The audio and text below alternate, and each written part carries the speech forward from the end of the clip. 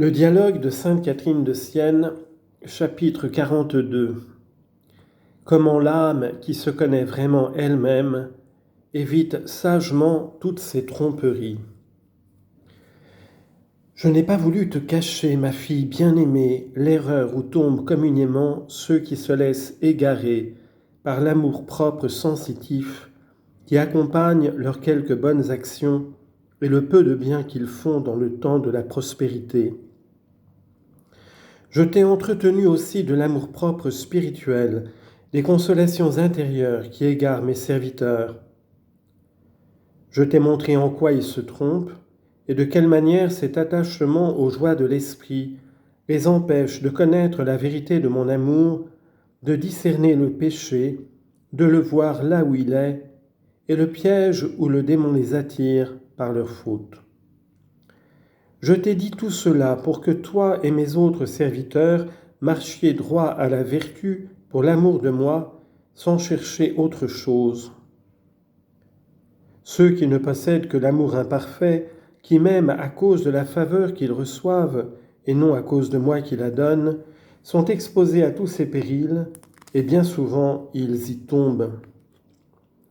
Mais l'âme qui en vérité est entrée dans la demeure de la connaissance d'elle-même, pour s'y adonner à l'oraison parfaite, quitte l'amour imparfait et la prière imparfaite, comme je te l'ai expliqué en parlant de l'oraison, et me reçoit par sentiment d'amour, en cherchant à tirer le lait de la douce consolation du sein même de la doctrine du Christ crucifié.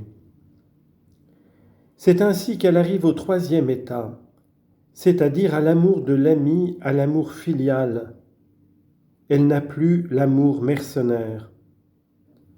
Entre elle et moi, désormais, les rapports sont ceux d'amis très chers.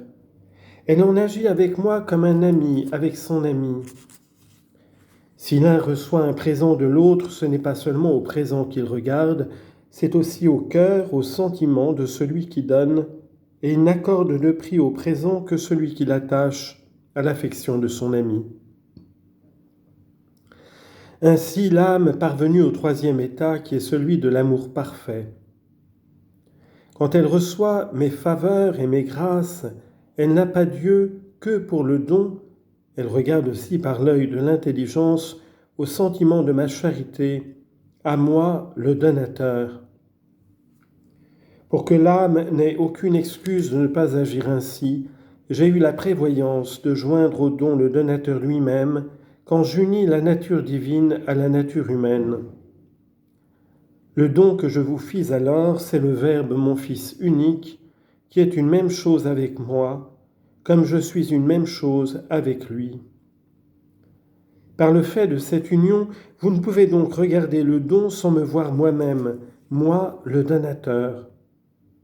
Comprenez donc de quel grand amour vous devez aimer et désirer, tout à la fois, et le don et le donateur.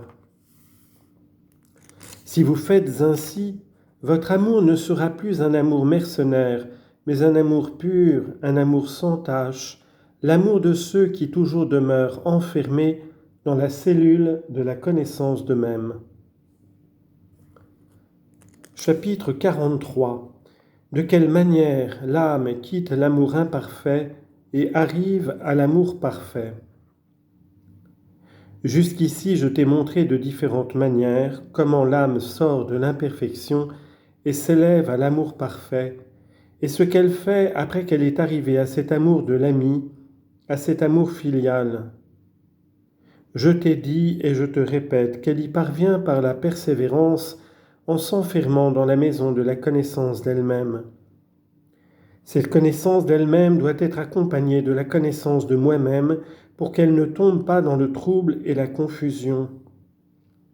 Car la connaissance d'elle-même lui inspirera la haine de l'amour sensitif qu'elle a de soi et aussi de son attrait pour les consolations personnelles.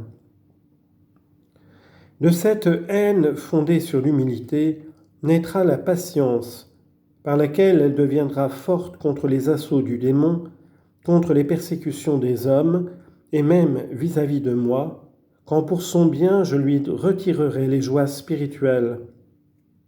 Cette vertu lui fera supporter toutes les privations.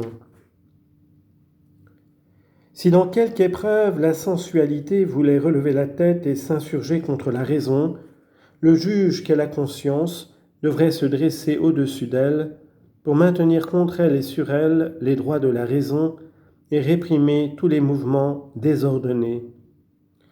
L'âme qui se conserve dans la haine de la sensualité se corrige sans cesse et réprime en tout temps non seulement les mouvements qui sont contre la raison, mais encore ceux qui parfois viennent de moi. C'est ce que veut faire entendre mon doux serviteur saint Grégoire, lorsqu'il dit qu'une conscience qui est sainte et pure pêche sans cesse, c'est-à-dire qu'à raison de sa pureté même, elle voit des fautes là où il n'y en a pas. Ainsi doit faire, ainsi fait l'âme qui veut sortir de l'imperfection, en attendant dans le réduit de la connaissance d'elle-même les ordres de ma providence avec la lumière de la foi, comme les disciples qui n'allèrent pas au-devant de l'avènement de l'Esprit Saint, mais se tinrent enfermés dans le cénacle pour y persévérer avec humilité dans les veilles et les oraisons continuelles.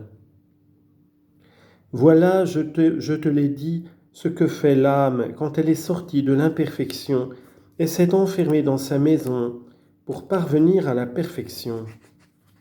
Là, elle veille, l'œil de l'intelligence toujours ouvert sur la doctrine de ma vérité humiliée qu'elle a connue en elle-même, et elle se tient en prière continuelle, en cette prière du saint et vrai désir, parce qu'en elle aussi, elle connaît l'amour de ma charité.